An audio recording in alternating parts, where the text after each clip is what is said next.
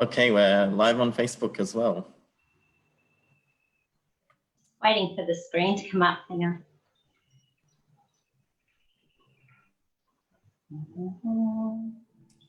Hi, everybody. Hi, Erin. Hi, Lauren. Hi, Margaret.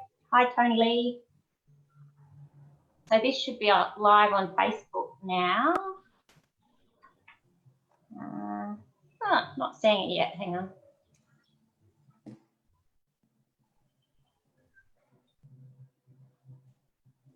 Yeah, there is a little delay. Oh, okay.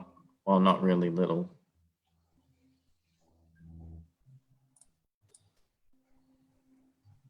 Well, we might as well get started. So welcome to our third Creative Industries session. It's about grant applications, particularly artist grant applications. And today we have Alistair Baggott from the Townsville City Council, who's going to be talking to us about the Regional Arts Development Fund, who actually sponsors the Creative Industries program. And we also have Madonna Davies, who's the RASN NQ coordinator. So this Creative Industries program is all about arts development, artist toolkit expansion and critical art world discussions. And we get input from you guys about what you want as the topics and the themes and the guests. Can I get the next slide? Yep. Thank you. So we'd like to acknowledge the traditional owners and custodians, the people of the lands and sea where we're connecting from. We pay our respects to elders past, present and future.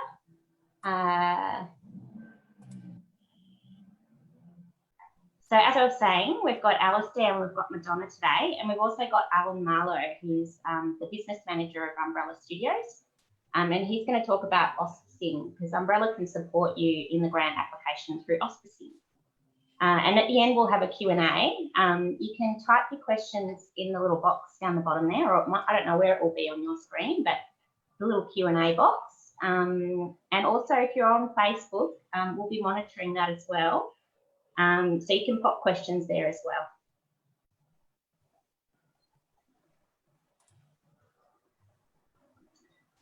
So if you're asking a question, just type in that box and introduce yourself and let us know where you're connecting from.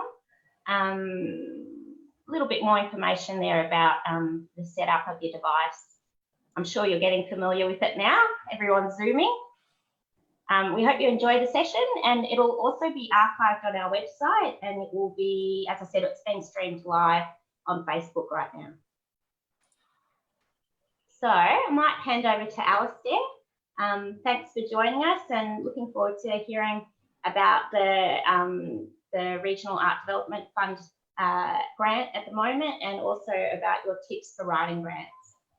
No worries. Thanks, Kate. Thanks everybody for joining us as well. It's great.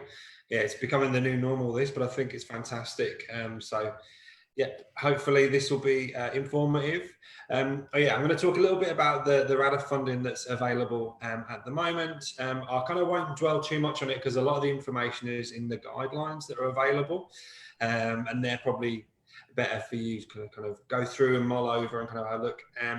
So I could spend a bit more time talking about some tips about writing grants and the things that we're looking for, I guess, when they come into us. But yeah, the Regional Arts Development Fund. So this round opened on the 1st of June and it closes 28th. So we've got 9 days left to go for applications. You can apply for anywhere between $1,000 and $10,000 in your application. And I think one of the questions I guess we've had a few times is like, do I have to ask for the full 10,000? Will I look be less favourably if I don't ask for all of it? And I think, what I would say is that if you know what the project or the initiative that you're working on, what the funding is that you require, just ask for that. I think you know your project and what you're trying to do, and I think that's the applications are assessed not on how much you're asking for necessarily, but on the quality of the responses that you provide to the criterion. So don't worry if you only need 2,000 to do something. If the outcomes are going to be fantastic, then that's great. You are only able to receive one grant from the fund per financial year. So at council, currently we've been running sort of 2 every year. And this is the second one for this financial year. So, yep, if you've applied before, then you're probably not eligible, or if you were successful at least. But yeah, once you've had one, then that's that for this year. And the 3 objectives that come through from Arts Queensland are about, the RADF grant's really core objectives are about providing public value for Queensland communities, building local cultural capacity, innovation and community pride, and delivering against the government objectives for the community. So this is about using arts and engaging the community, I suppose, in arts, as well as supporting artists and arts workers in a local sense. So you're able to apply for this funding to distribute in a way that is suitable for where you live, rather than being a generic sort of statewide approach. Yeah. So within our funding, there are 4 categories that you can apply under. And again, like, I won't spend too long on these, but I will sort of briefly touch on them. The first one being building community cultural capacity. That's really about supporting the local network of artists and arts workers. You know, that's what it says there. What we want to do is make Townsville a place where, if you're in the arts sector, you can build a career and start to establish yourself as a professional and working artist. And so that's what that one is around. It's about trying to support initiatives that maybe provide those opportunities to save artists maybe having to leave places like Townsville to go and to fulfill those sort of to fulfill that, I was gonna say aspiration, but you know, that part of their professional life. So that's what we're looking at with that one.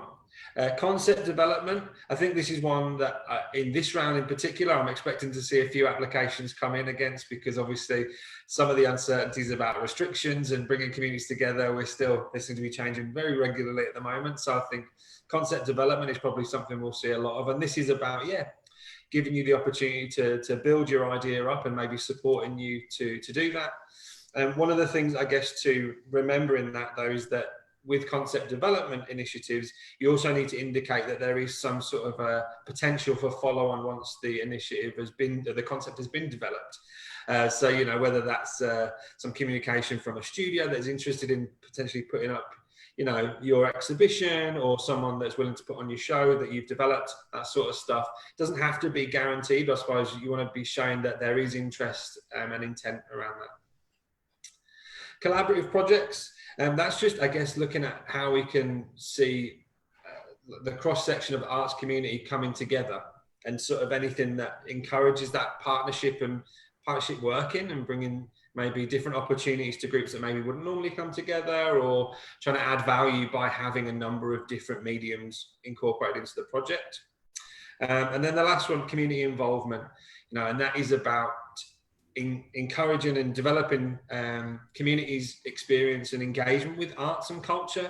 And I think it's providing opportunities for people to try new things, to be exposed to things that maybe are outside of their normal kind of realm of things that they do or interested in, or even kind of challenging people, I suppose, with this kind of providing opportunities they might not have had previously as well, or providing entertainment. I think what we want is a thriving arts scene and culture in Townsville, and so if your initiative falls into that one, you know, to provide those for community, that's another good one too.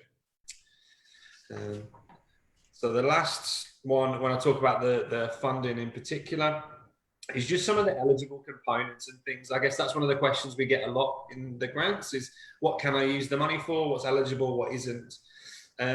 We try and stick to a list of things, you know, they're pretty standard for funding applications. Generally, it's things that will last for the life of the initiative.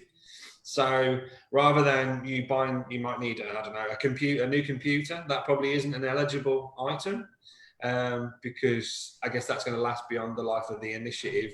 But what we will fund is things that you need to deliver that project or the initiative that will be used at the time there, hiring equipment and venues, also paying other artists to come along and support the project and the delivery of that. So again, it's that supporting people to be able to be, you know, paid for their services in the arts community here in Townsville, whether you want to bring people in as well that are from, you know, other states or cities, or sometimes even other countries. We've had applications where we've had artists come from around the world to deliver things here in Townsville, you know, so we can cover things like travel, accommodation, wages, but I suppose it's more of a fee rather than a wage. So you couldn't pay somebody's wages if you already worked for your organisation, but you could pay someone a fee to come into that.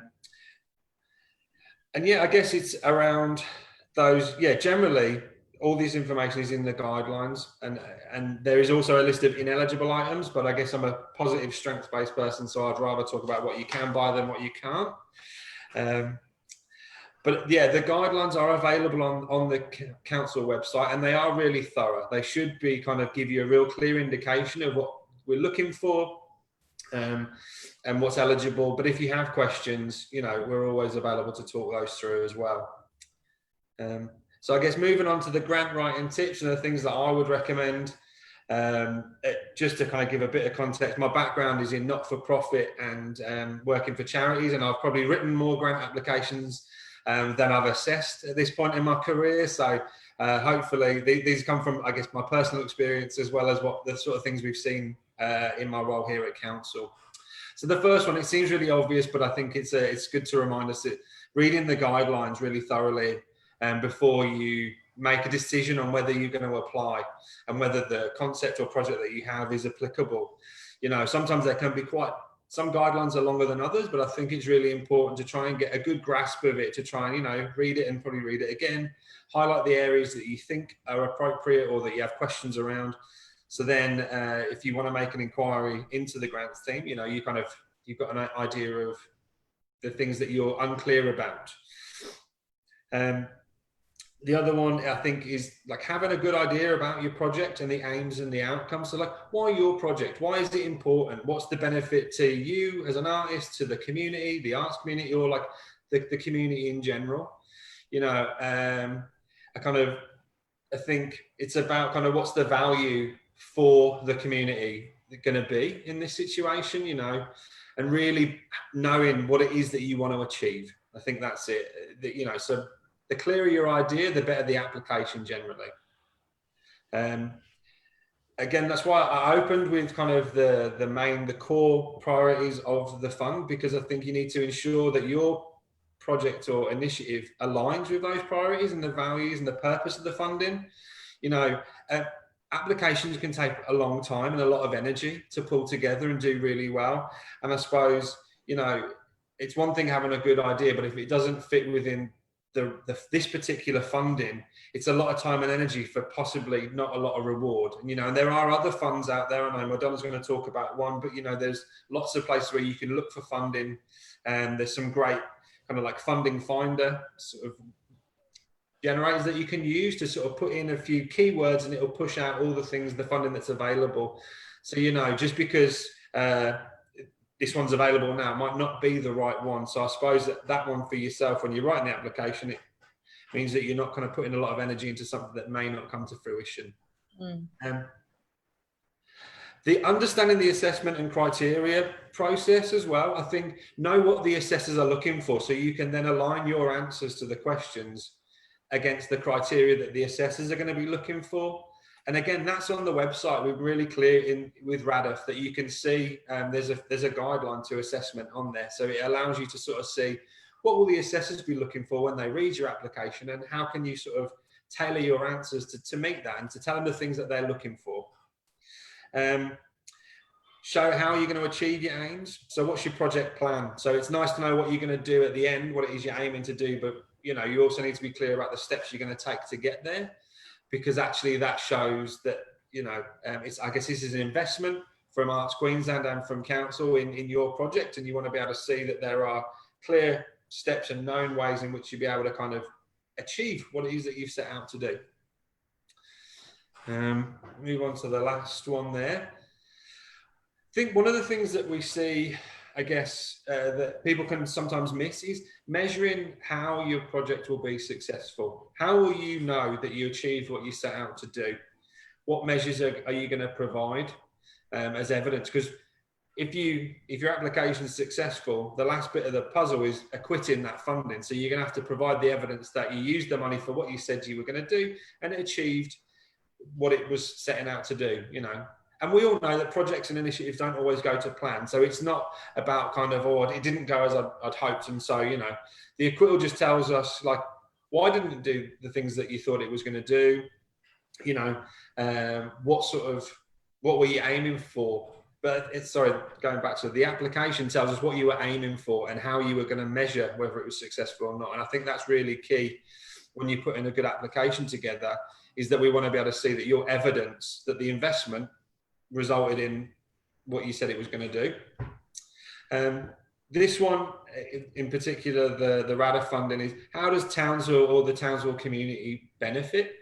You know, ultimately this is an Arts Queensland fund to help our local arts kind of community and culture grow and develop here in Townsville. So I think it's about articulating that as well. So where's the benefit for the city? You know, I always imagine if a council was able to talk about, oh yeah, well, we gave $10,000 to this group to do this through the RADF funding. This is what they've done, you know, for our community. And we've seen a real upturn in, I don't know, whatever it could be, you know, or it produced these outcomes. And I think we want to be really proud of the things that happen in Townsville, particularly if we've helped that with some sort of funding. And so it's good to try to think about, like, how are you going to put your application in the context of benefits for our local community, because that's what this funding is all about. The other one, I guess it feels like another obvious one, but like a really clear budget and evidence of how you created it. So I always say, like, show your work. And it's a bit like in maths class. It's fine that you got the right answer, but the maths teacher always wanted to know, how did you get to that answer? You know, so there's some really great things in terms of using industry standard rates of pay, quotes from providers and people that you might be hiring or buying equipment from. If you're using things like honorariums or just like, you know, evidence that fee that you've chosen is acceptable to the artist or the person that you're engaging, you know, to show that, yes, we're going to pay Kate $1,000. Then what you'd need is some correspondence between yourself and Kate. I'm going to use as my example, but to say, like, you know, this is the project, would $1,000 be acceptable for your time? Yep, that sounds great, thanks, Al.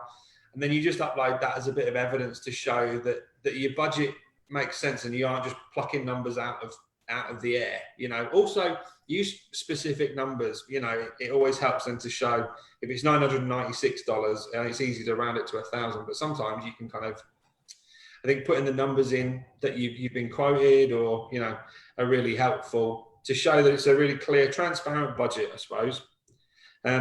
We use Smarty Grants. I didn't really talk about that at the beginning, but you can apply through Smarty Grants. It's an online portal and there is a budget table in there.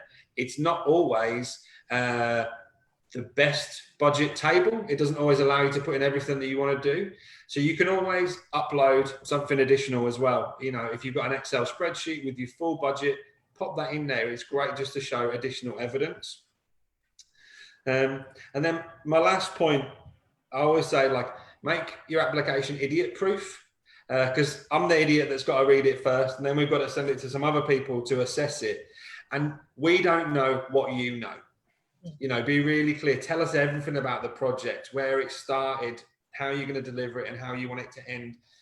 Because I think there's an assumed knowledge sometimes, you know, that, oh, you know what I'm talking about. So, you know, especially when there's limited words.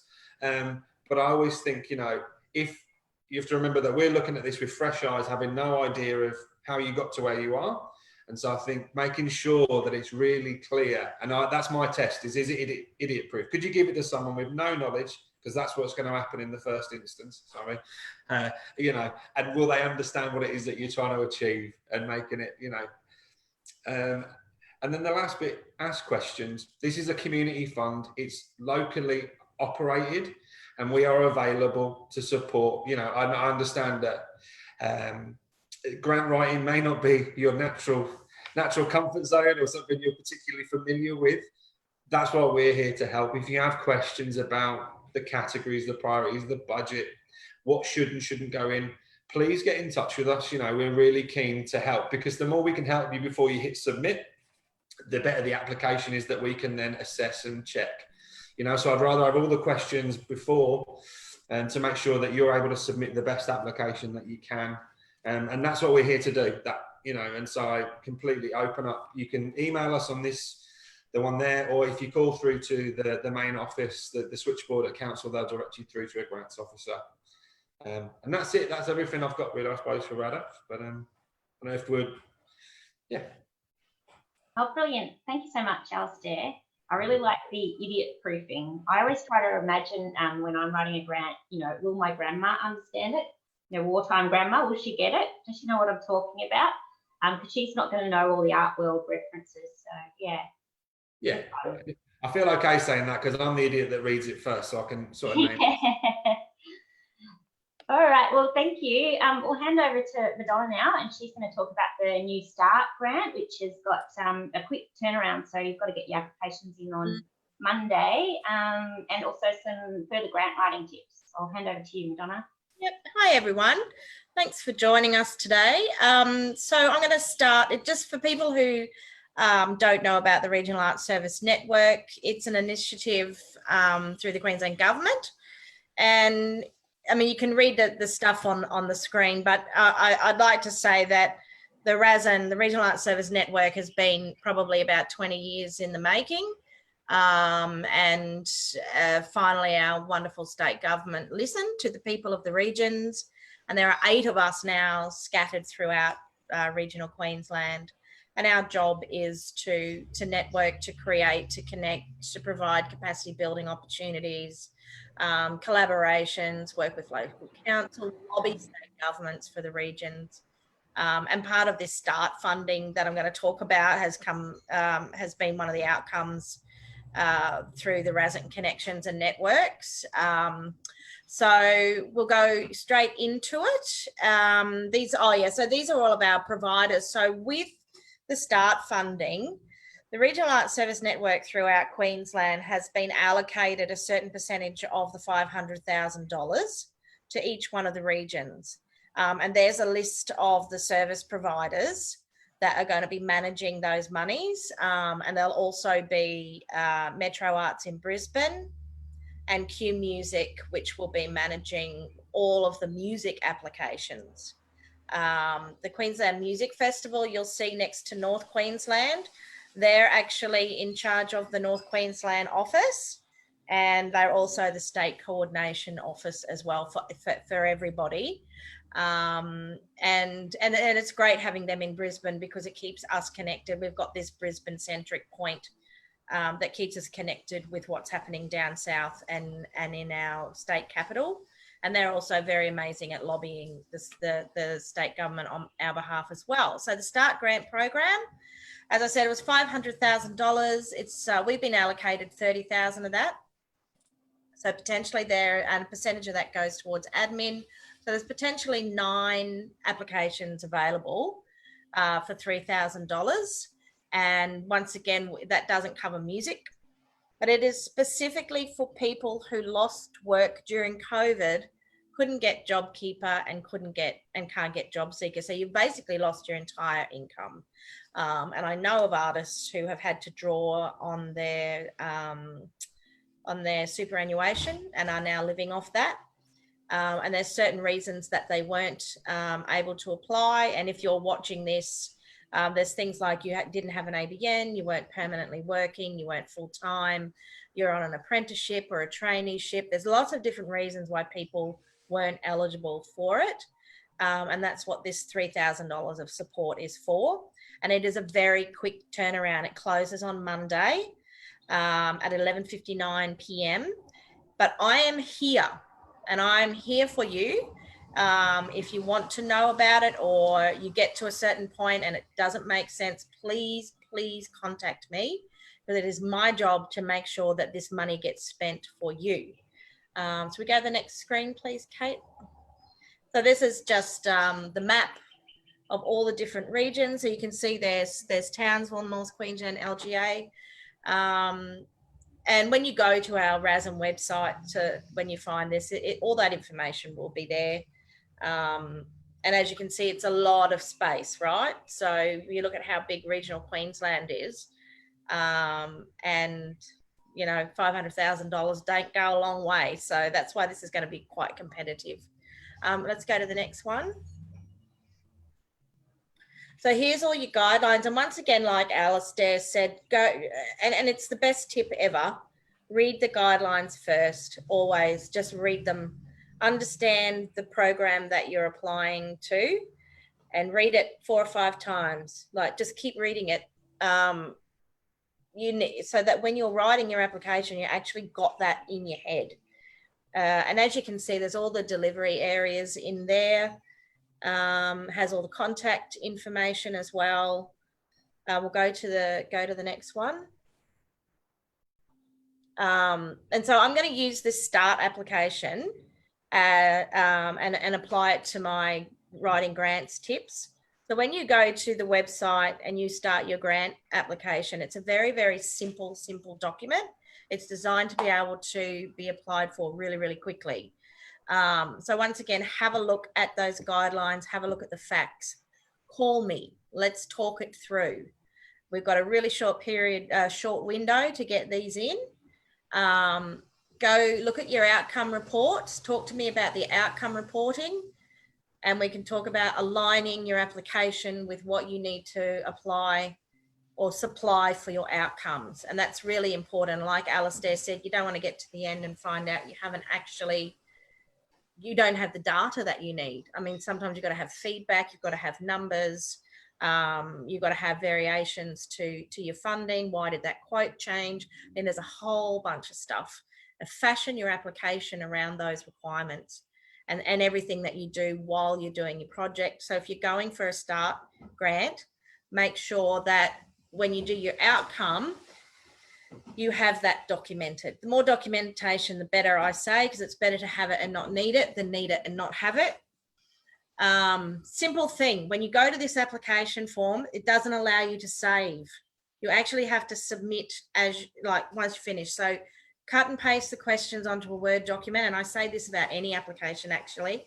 And sometimes they'll have an example one there for you to use. Go put it into onto a Word doc, answer the questions on the Word doc. You can send them to me if you want, and I can look at them for you and go over them, and then you can cut and paste them and put them straight into the application when you're ready to submit. Now with this start grant, it's a little bit different to others when it comes to the budget. It doesn't require you to have income and expenditure matching. It just needs what you're going to spend it on, and make sure that you say what that $3,000 is going towards. So it's much simpler than the usual ones. And so with your budget, once again, work on it on an Excel separate from the form, get that all together, and then you will upload that Excel spreadsheet into the application form. Next one. Yeah. So unfortunately, we don't have any past successful applicants because it's the first time it's been done.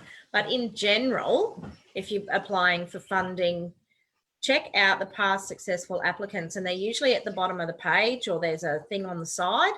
That gives you an idea of the type of grants and the variety and diversity of the projects that can be funded. And that is actually one of the first things that I like to do when I'm looking at funding, is go and look at who was successful in the past. I want to know what their outcomes were. I want to know that my idea hasn't been done before. And maybe through that, looking at those examples, it might help me understand, oh, well, maybe what I'm thinking isn't relevant anymore. You know what I mean? Or maybe it is more relevant, or maybe I can take a piece of that concept. So that to me for me, that's one of the things that I love to do first. And once again, like Alistair said, bounce your ideas around with the officer, other artists who have applied for funding, who understand it, who understand the processes.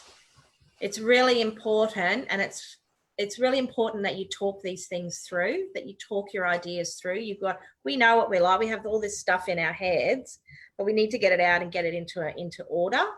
And this week I've been speaking with a ton of people who've got ideas and concepts. And with this start grant, there's only a short period of time to get all this together. It's like we're on, fast forward. So what you would normally spend 4 weeks on, you've got a week. So it's really important to keep communicating with me about that. And, identify who the key players are in your project. because you're going to need to get letters of support, you're going to need to get quotes and all that sort of stuff. This particular grant's really cool because it only has room for 3 things to upload, which is the budget, your CV, and any other support material, which I would put in, which could be a letter of support, but you only need 2 referees. So it's really, really simple. But if you're doing something more complex, particularly with RADF, Alistair, I'm sure you agree with me, get your letters of support requests out as soon as possible, because they're always the last thing.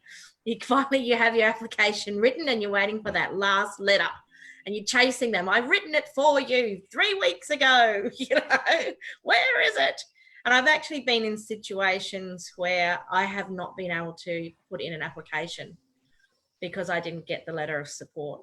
And that is the worst thing ever, ever, ever, ever. So you get onto those straight away, get your quotes, get your CVs. Once you've identified who those key people are that you need for your project, contact them and get the information you need from them as soon as possible. So with your timelines, and I'm asking people to do this with the START grants, once you've got your idea, you understand what you're doing, the timeline finish date for this is the 18th of September. And we're hoping that monies will be paid at the beginning of July. So you've got July to September to complete your project. One of the things I like to do is work out how long is this thing going to take me to make happen. Start from where you want to finish and work your way back. Is that an appropriate time frame for you, or do you need to add on another month, or do you just need to work much harder? Maybe you can't do it on 20 hours a week. Maybe you need to do it on 30 hours a week, and that's going to affect your budget. Yeah. All of those sorts of things. And maybe what you're asking people to do for you is not a realistic time frame. So really get those timelines worked out. And I know with like project management and event coordination, I'll also like to work from when the show opens and work my way backwards. What are the realistic timeframes and how hard do I actually have to work to make this happen? Make sure when you read your grant what your delivery dates are. So don't apply for a project when it specifically says for projects starting after a certain date. That's one of the worst things happens as an assessor, when you read that and it's a great project, but they've got all their times wrong and they're going to actually start it before they're allowed to, before the application says they can, and they're going to finish it way out of the time frame. And these are the little things that I think people forget to check. But if the application's done well and it's and all the information's there, that should be really clear. You shouldn't do that, but that's why checking those guidelines is really important. And don't forget to add your outcome reporting to your timeline.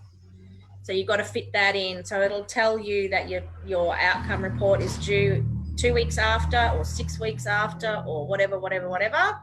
And that comes back to that making sure that you can get all your outcome in reporting information together on time. Because sometimes if you're sending feedback to people, you want to get feedback for something, and you probably will need to do this with START. If you're engaging community, you'll want to get feedback from people to prove that it was a success. So you've got to have that timing as well to make sure that all that information you need for your outcome goes into your timeline and you can have it ready on time. You don't want to get to the end and you're getting a letter from Arts Queensland saying, where's your outcome report? We want our money back. No, they won't say that. They'll never say that. Anything else? Next page. Yep. And here's another one. This is for this one is probably good for RADF, Arts Queensland, etc. If you can find money from somewhere else, whether in kind or cash or something like that, that is going to be a good one. That is going to actually strengthen your application. We like to see that we're not funding 100% of stuff. So for example, I've been talking with someone yesterday on one of their projects, and they've managed to quite a phenomenal amount of in-kind technical and production gear that has been donated for their project. Probably about $50,000 worth of in-kind gear, and to make this thing. But so try and find those ways. And if you get in-kind, give it a dollar value. Even if it's your mum coming and organising, doing the door or helping make the costumes, that's an in-kind volunteer. It has a dollar value. Everything has a dollar value.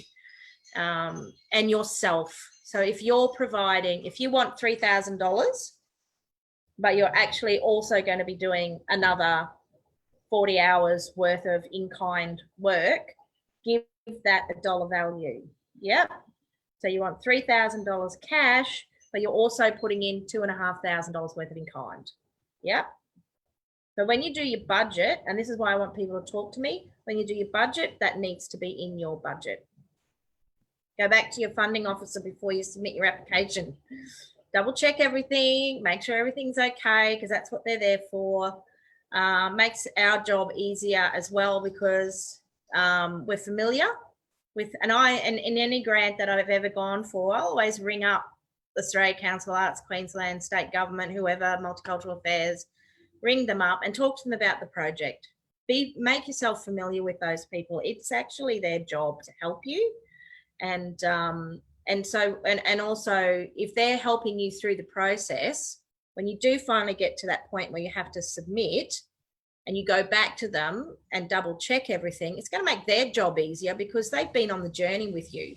Yeah. So they know when it comes through, they go, oh, thank God, we know this one's going to be okay because I helped them with it. Yeah. And yeah, and once again, with your budgets, if you're ever doing one where the income and expenditure have to match, you need to quadruple everything. Quadruple. It's just terrible to get a wonderful, wonderful application and the budget's wrong. It is just awful, an awful thing, and you can't pass it. But that's your grant officer's job. If you go through that with them, they'll pick it up. They'll help you. They'll pick that mistake up before you submit it. Or I'm hoping with RADF, they'll get back to you and say, can you fix this before it goes to assessment? Yep. One more. And so here's just a list of other grants and funding. If you go to the Regional Arts Service Network website, there's this page is actually on there, and you click on it and it gives you more and more and more information.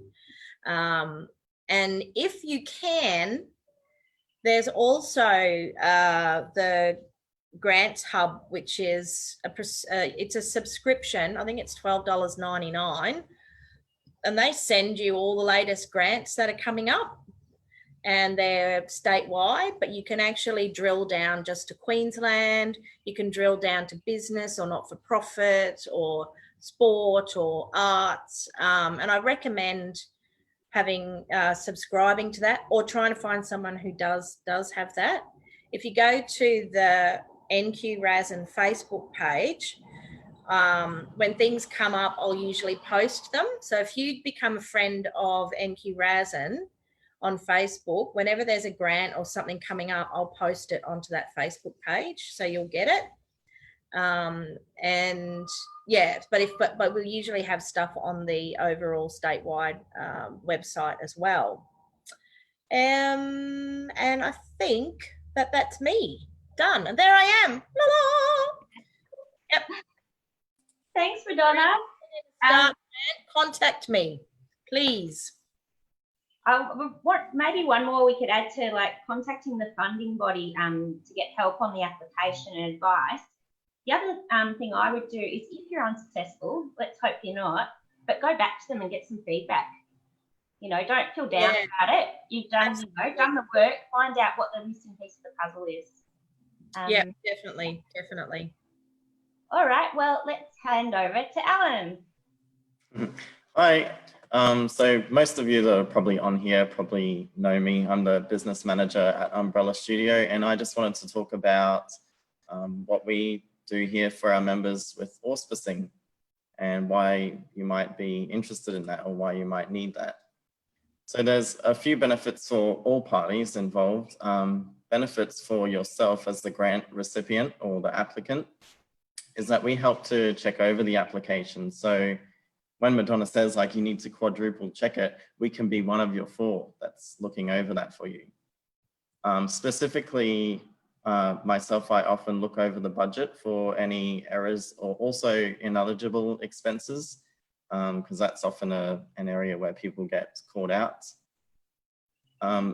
By working with an auspicing organization, it also shows that you have backing and support from an organization. And Umbrella is a not-for-profit art space that's been here for 33 years. And that just helps to be one of those strength points for your application.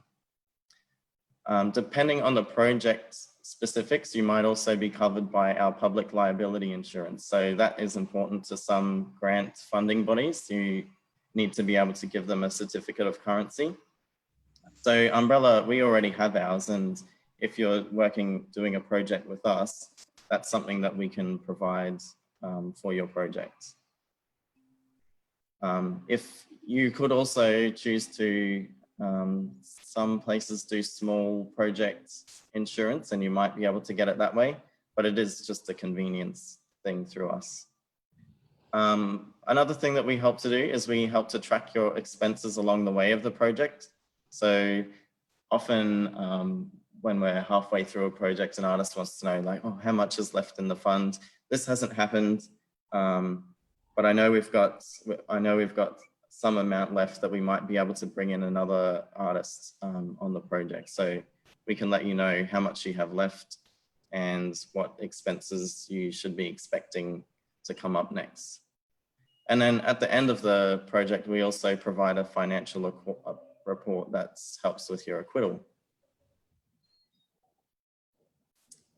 The benefits to the funding body is that Umbrella, as a not-for-profit of a certain size, we're audited yearly as a charity. So this audit ensures that grant expenditure is in line with our different funding agreements that we put our signature on. So that's a sort of a quality assurance checking system that a lot of funding bodies find appropriate. Often also we can answer questions that the applicant has without always needing to go to the funding body every time. Sometimes you might be waiting for a phone call back, or it might be hard to get in touch with them if they're having a big round of applications. And because we've been doing this for so many years, we do have that inside knowledge. And if I don't, I am often on the phone to Alistair or someone from Arts Queensland or Visions Australia about the question. And sometimes with you, if you come in here for a meeting, we'll get on the phone together with them. It shows that so for the funding body, it also shows that the recipient has a good standing in the community and good relationships with different organizations. And it gives integrity and that quality assurance that I talked about earlier to the final financial report as well. And in our annual reports, which we just finished one for the year, you'll see after all the Umbrella expenses, we do publish the auspice grant income and expenses as well, just as a lumped group, but you can tell that everything in matches everything out. Let's move on. So why we do this is that we want to support our members to be able to access grants for larger projects that they are capable of doing without always needing an ABN, or they might not have some other details that they need in place to be eligible for grants. So accessing that through Umbrella makes their project possible. And that's important to us as an art space that's here to support our members. Auspicing does cost Umbrella money and time. So we need to pay for our audit each year. We pay for our public liability insurance, and our staff are paid while we're assisting in the process as well. So we do charge an auspice fee, and it's generally 10% of the grant amount. And often grants will allow you to put that in as an admin expense in your grant application. It also supports Umbrella's work as a non-profit art space. So that's one of the things that helps our gallery to keep ticking along. And then you will also need to sign an auspice agreement with Umbrella. and sometimes a separate one with the funding body if they have one as well. And Umbrella will need to sign one with the funding body in addition. And then I think the next one's what you need to do. So just be early and organized. We like to know in advance. We only have capacity actually to accept 3 auspice projects per year. So it does help if you contact us early about your project. We need to know that you have a clear outline of your project, and as Madonna and Alistair said, you'll need this for your application anyway. It's always good to have a simple explanation of the project that anyone could understand, like idiot proof. That's a perfect way to describe it, really. We can send you the auspice agreement in advance so you can read through it first before you're signing or considering us, so to check that you're okay with everything. And then it's just a signature if you're agreeable, and we countersign that. And then we often ask that you come in for a meeting about your project. So you'll sit down with myself and maybe sometimes Kate or Daniel if they're in, and we can go over the project and the budget and your timeline as well to make sure it makes sense to us before it gets to anyone else. So what happens if you're successful with your auspice grant? So the grant comes into Umbrella's account, which is tracked using a job code. So that means that all the relevant income and expenses can be reported on quite easily and quickly. Invoices that need to be paid from the grant should be made out to Umbrella Studio, and you should let us know if and when we're expecting an invoice. So we might get one that's a surprise to us and think, oh, we're not paying that. That's just a spam email or someone trying to take money from your grant. So we need just your confirmation that that is actually an expense that you want us to pay from your grant. So it's not like a question for us. And yeah, a good way to do that is to ensure that the invoice, even though it's addressed to Umbrella, it's best if it does get sent to your email and then you forward it on to us. And that way that process is in place. You can request a report at any time to see where your grant balance is at and how much you have left to spend. And just a side note that we don't track the in-kind income and expenses. So just the actual monetary transactions. So if you need to report on the in-kind income and expenses, just make sure you're tracking that separately in an Excel sheet or something similar. And generally they'll be close to or matching your application. And then I just wanted to talk about 3 success stories that we've had over the years auspicing grants for people. So last year, and Zuni is still actually wrapping up her project, but she applied for a grant through RADF to develop a book and launch it at Umbrella Studio. So this was last year it was launched. And I just wanted to give examples also of the size of the project. So this one's quite small for us. It's over $5,000 grant, but you'll see coming up, we've handled some larger ones as well. This one was last year as well. So Bernadette Boscacci had a project that was working with some Indigenous First Nations artists to weave a basket, and it went traveling, and it was displayed at Umbrella and then also in Strand Ephemera. And this one was through the Regional Arts Fund, which is a federal government body, but it's sort of administered at the state level through Flying Arts Alliance. And that project was over 25,000. And then the last example that I've got is Alison McDonald's Wanton Wild and Unimagined touring exhibition. So this was a big one. It's toured all around Australia and it's back at Alison's studio now. And that was also a federal funding bucket, and the project size was over $100,000. So that's the scale that we're able to work on as well for different auspice projects. That might have been my last one. So if you have any questions about auspicing, just give me a phone call, get in touch. I can send you our auspice agreement out in advance.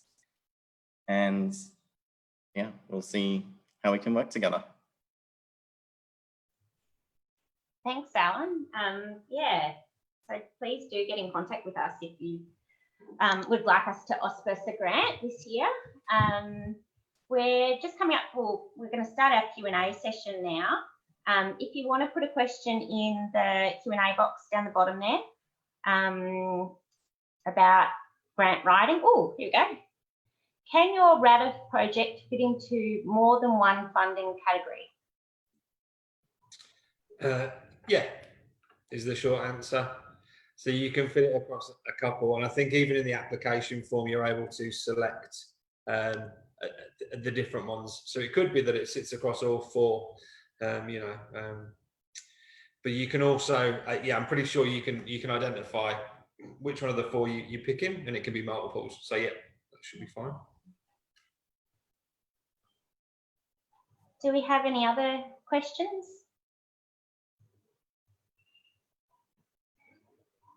Can we have some examples of KPIs from former performance-based RADF projects? So KPIs are key performance indicators.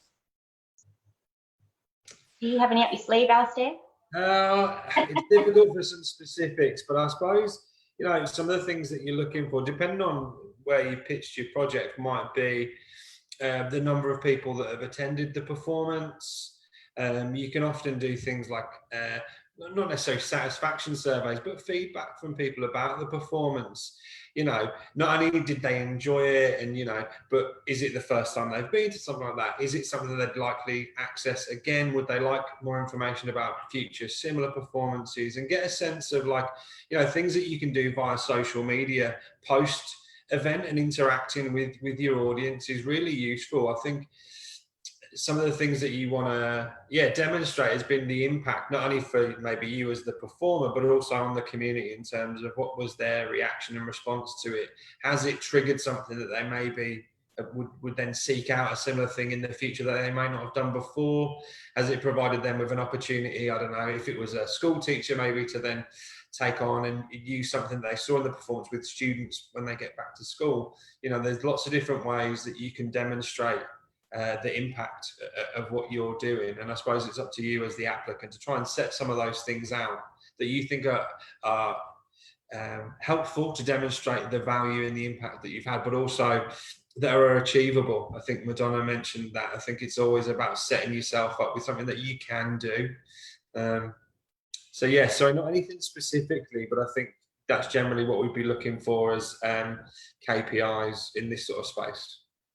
I had something too, because I just thought of something when we're talking about KPIs, and one of the things that comes up with your documentation as well is don't forget about your marketing and advertising, because that's really important, how you advertise what you're doing. And one of your KPIs could be how effectively that your project was accessed by the public. So with your Facebook posts, how many people engaged, all your social media.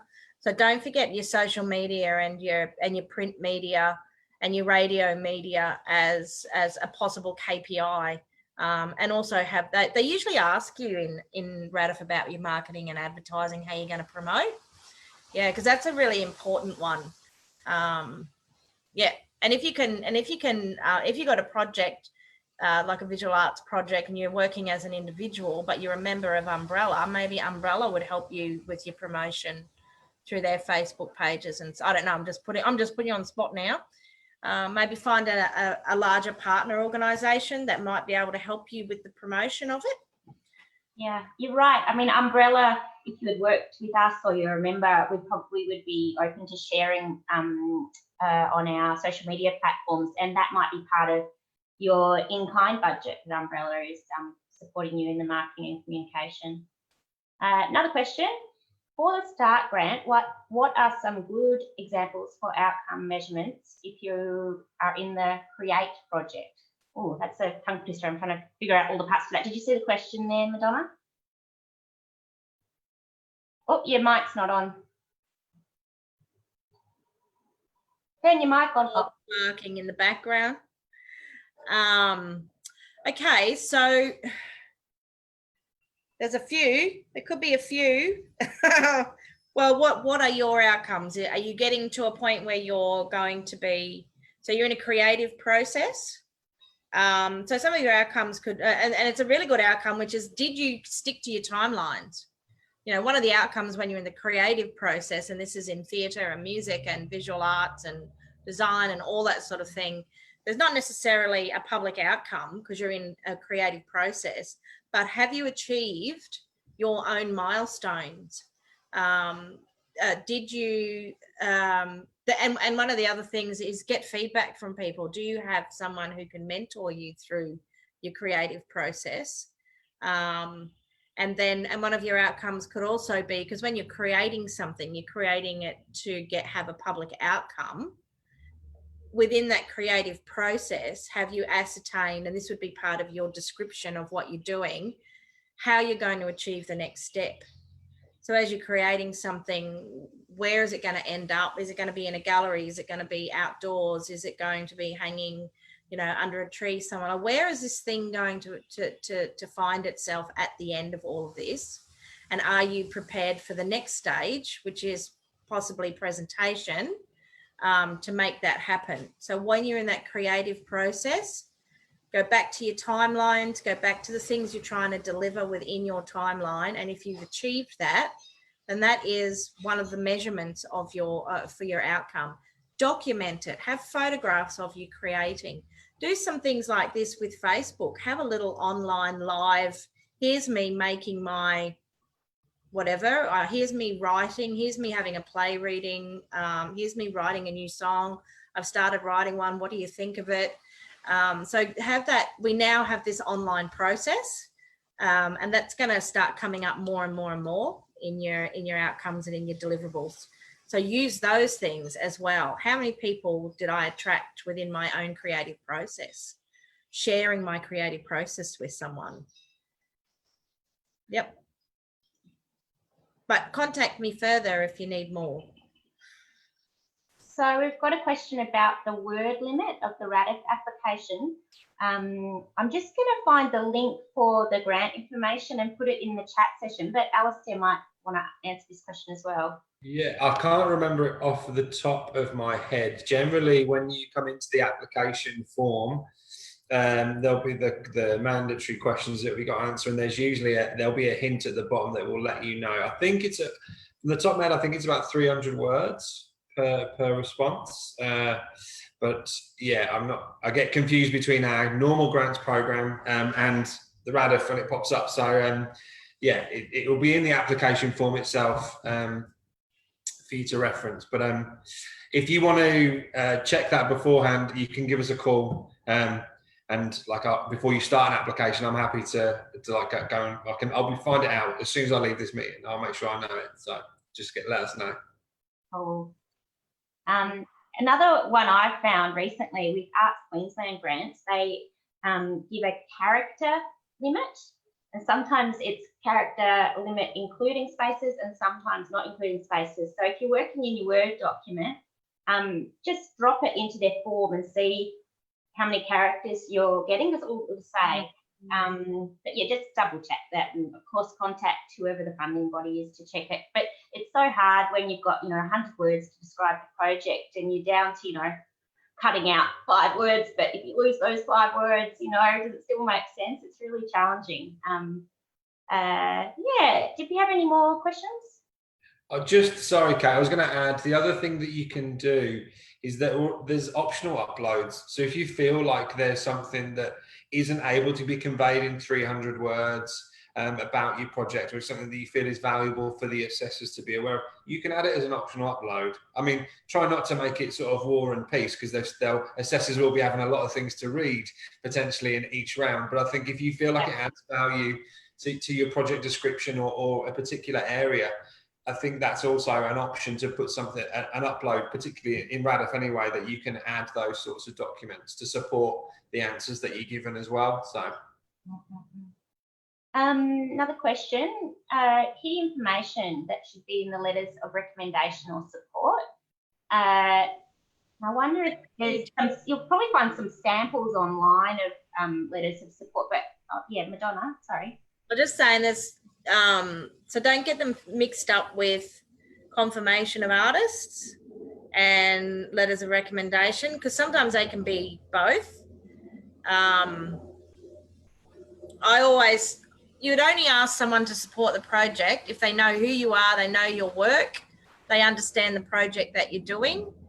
And usually they've got some sort of professional standing, for me anyway, so that the assessors are going, oh, well, it's like going for a job interview.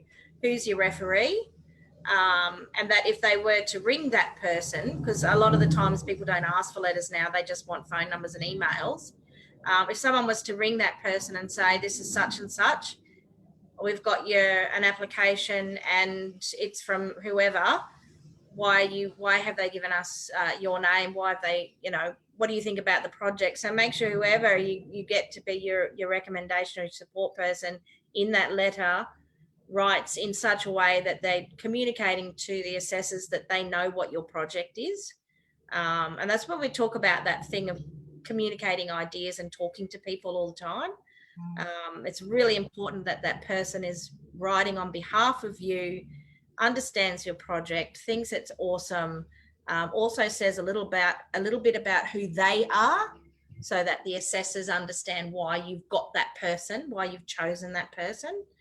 And if you're getting a letter of confirmation, sometimes within that letter of confirmation, the artist will also put in a sort of recommendation as well. And that's where you need to have their, yes, my name's Madonna Davies, I agree to do this project, and they'll give their quote, etc., etc. This is an amazing opportunity for me. I don't get to do this sort of thing often. So that could be something it could also be part of your support material as well. So you're getting a quote, but then the artist is also saying why they're interested in doing the job with you. I think also, if the letter of support coming from that person who maybe it's Umbrella is providing a letter of support. You want, what we would do is talk about why we're recommending the project for the grant, what value we see in it, in quality, in terms of reach, in terms of impact. What else? Do you have anything to add to that, Alan? I was just thinking to show that there's community demand for the project as well. Yeah, that kind of evidence. We'll try and find a sample letter of support, and we'll put that up on our Creative Industries website page. Is there any more questions? I think, oh, here we go. Does your referee have to be local? No. The referee should be relevant to your project. Maybe they're in the same industry as you. I don't know. Location isn't that important, but perhaps if they're talking about the impact on the community, you want a local referee for that. It depends what they're saying about your project and its value. I'm doing this multi-art project at the moment, which engages environmental science and the creative industries. And one of our letters of support came from an amazing environmental science dude who wasn't from that area, but supported the project because of his expertise. And we actually went to him and asked him for his advice and wisdom in the creation of the business plan. So he wasn't from that region, but he was at such a top level and was such an important part of our research and development that he was the perfect person to ask for a letter of recommendation. I think one more aspect you might want covered is that they believe you can deliver the project as you've laid it out. So that's the viability, that they endorse your work and your practice and your ability to achieve the project. If there's no more questions, I think we've just passed 1 o'clock. We might wrap up.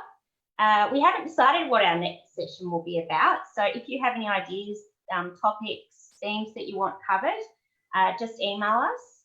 And we're hoping maybe the next session might be delivered at Umbrella on site in the gallery as well as through Zoom.